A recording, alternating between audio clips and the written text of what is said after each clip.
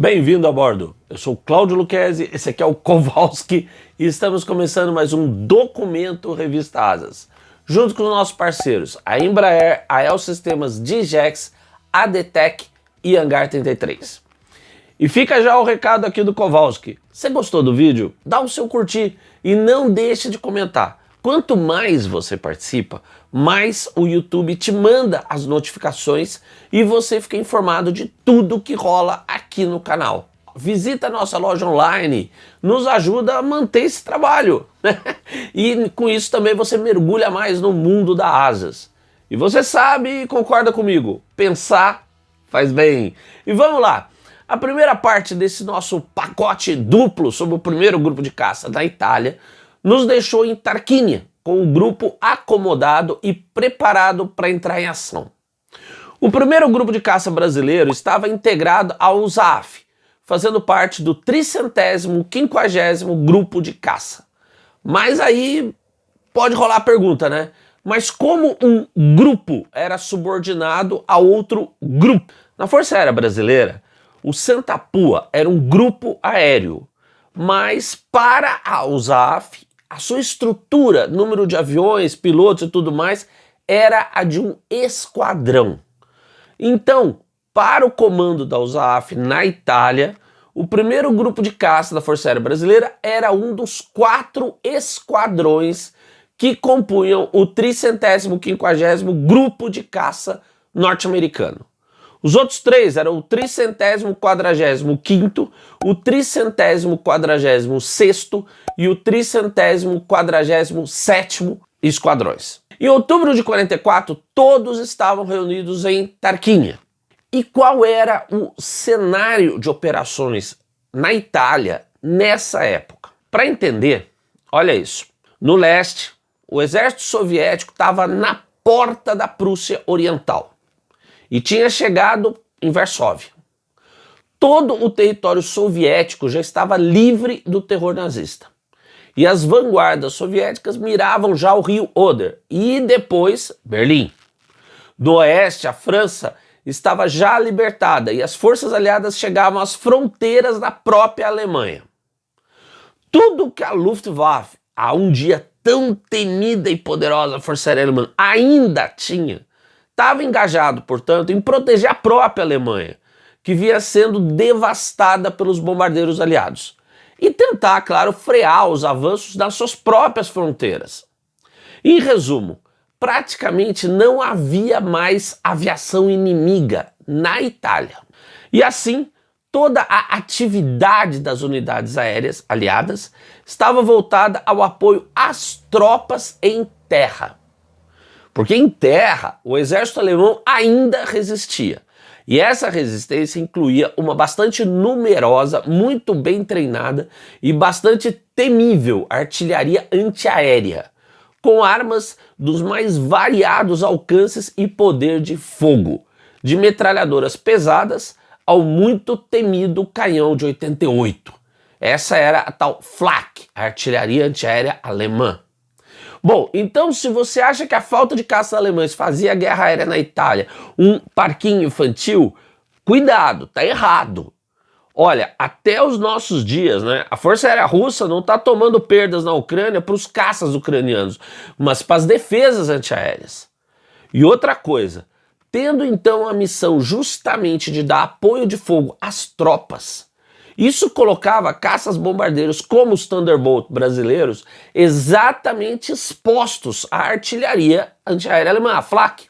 E em outubro de 1944, o esforço era romper a chamada linha gótica, um muro, vamos chamar assim, de bastiões de defesa montado pelos alemães, barrando o avanço para o norte pela Península Italiana, na região da Toscana, onde nessa época estava a minha mãe, ainda criança. Coisa muito barra de se ter como lembrança de infância, não é verdade? Nenhuma guerra é bacana, lembra disso.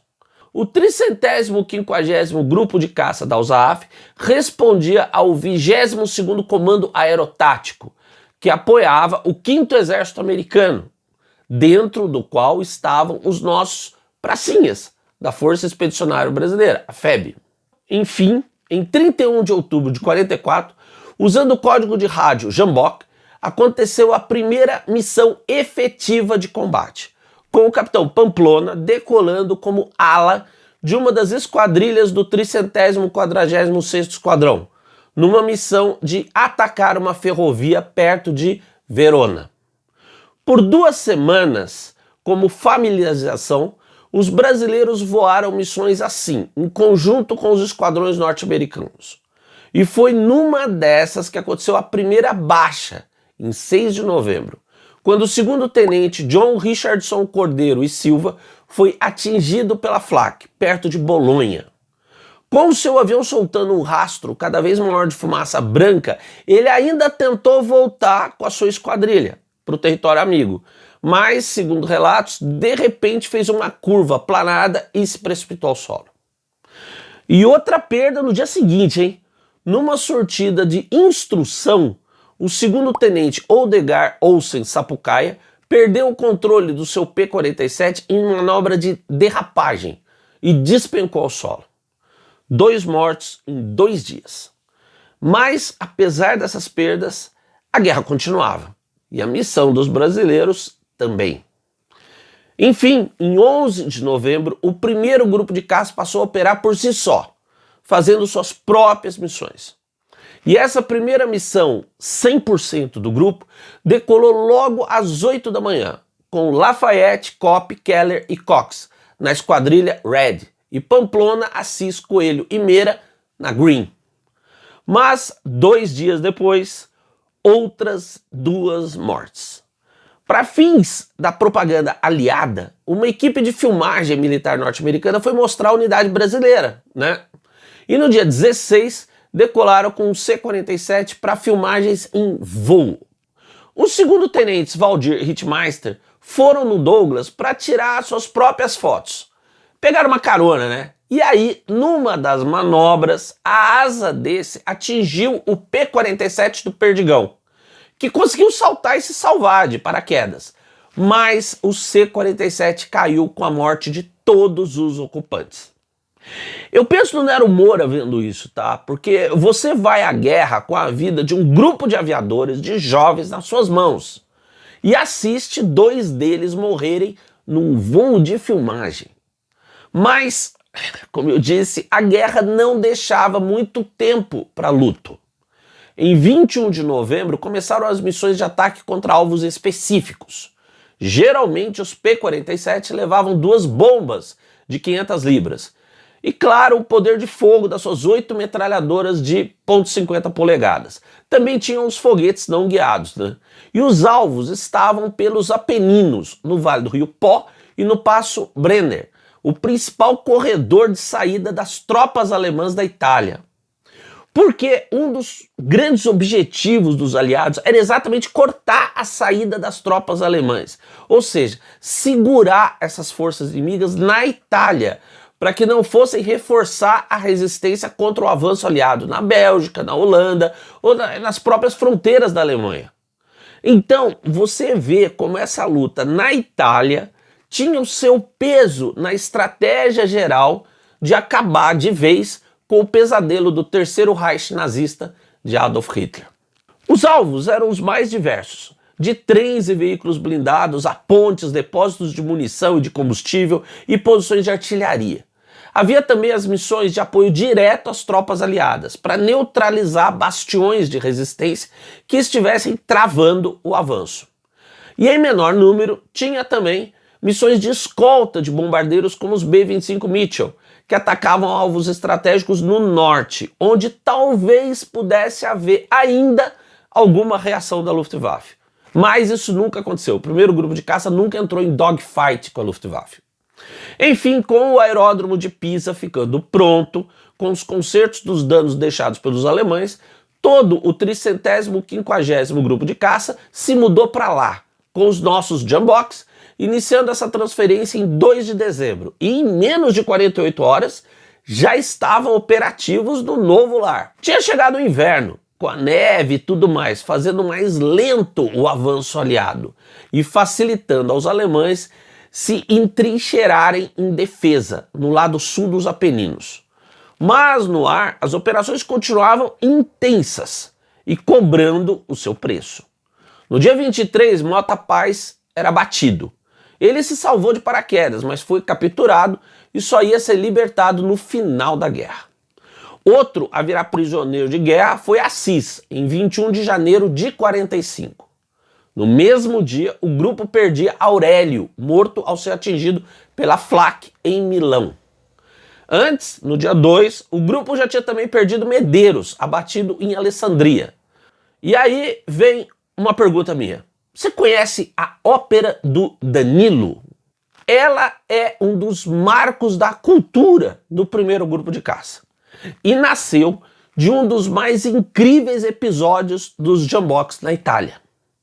O segundo-tenente Danilo Marques Moura era um dos pilotos do grupo e também era o irmão do próprio comandante, o Nero Moura.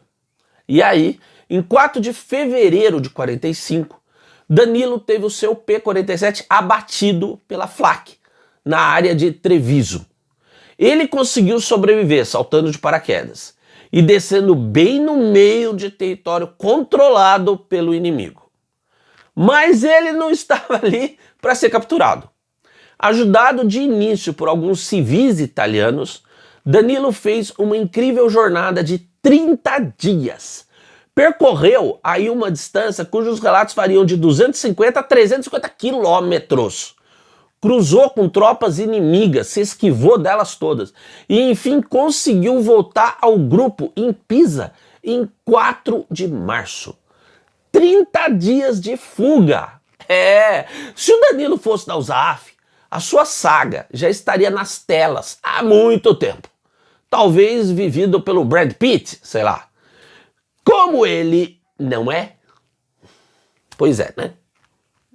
E por outro lado, lembra agora, né? Vamos lembrar que a nossa FAB era recém-nascida e com dificuldades de estrutura e organização mesmo, tá?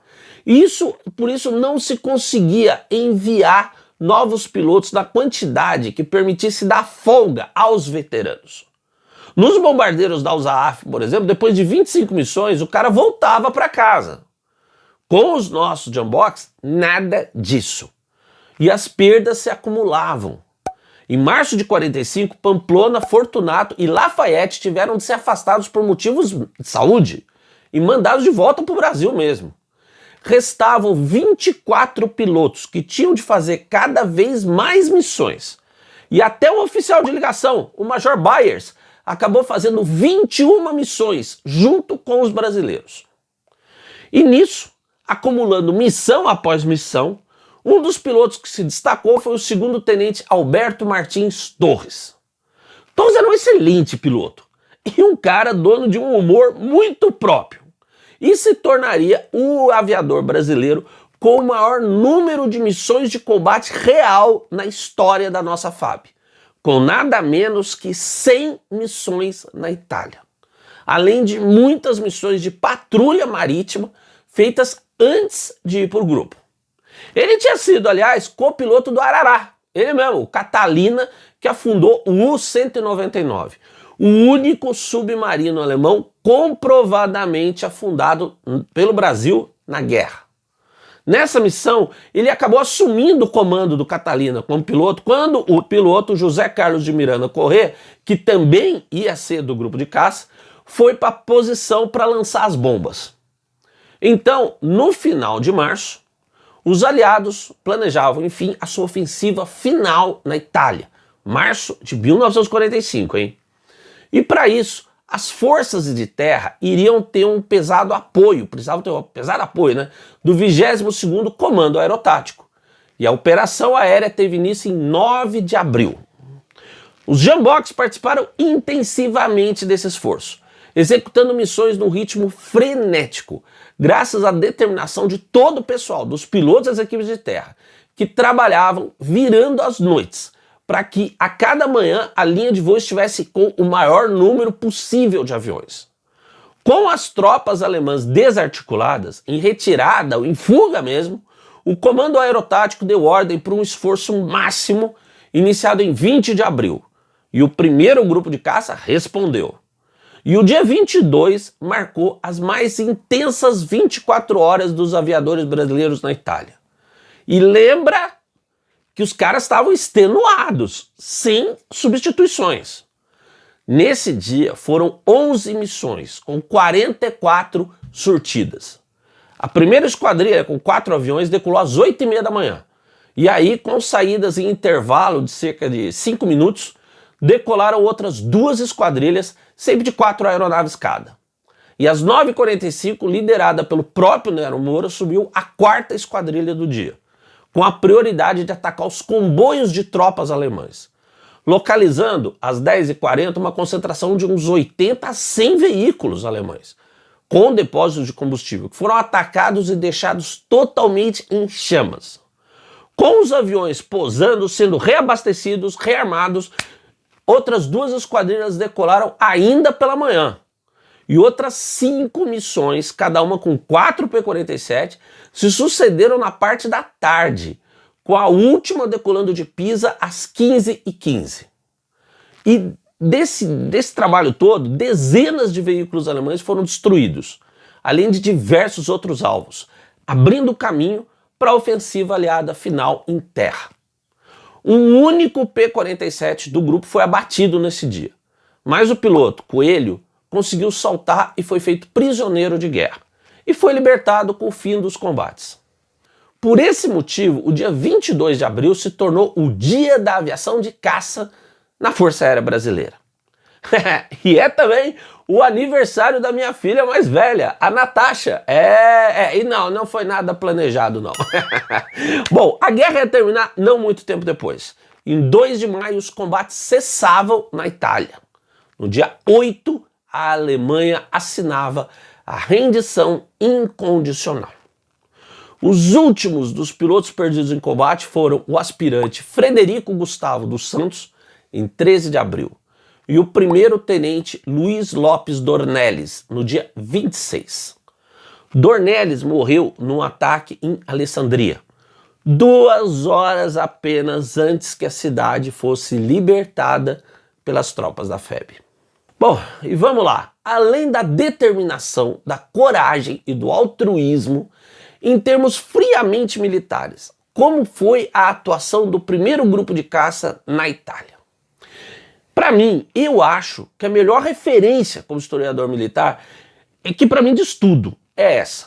O grupo respondeu por apenas 5% das sortidas feitas pelas unidades aéreas do 22º Comando Aerotático, mas nos resultados de todas as unidades a ele subordinadas, os brasileiros responderam por 15% dos veículos destruídos, 28% das pontes, 36% dos depósitos de combustível atingidos e 85% dos depósitos de munição. Preciso dizer mais? E o preço disso? 9 pilotos mortos, 5 desaparecidos, abatidos e capturados ou abrigados por membros da resistência italiana, e 6 afastados por motivos de saúde. E para encerrar, depois de 41 anos de espera, o governo norte-americano concedeu ao primeiro grupo de aviação de caça da Força Aérea Brasileira, em 86, a Presidential Unit Citation, uma condecoração que não é dada a indivíduos, mas a unidades, que se destacam na luta contra um inimigo armado. E o grupo foi uma de apenas 3 unidades aéreas aliadas, que não eram dos Estados Unidos, a receber tal distinção. Essa foi a história dos maiores heróis da nossa aviação militar, os Jamboks na Itália. Aqui, no canal da Revista Asas, comigo e com o Kowalski, o melhor da aviação e sua história e cultura no YouTube. Um grande abraço e até o próximo voo.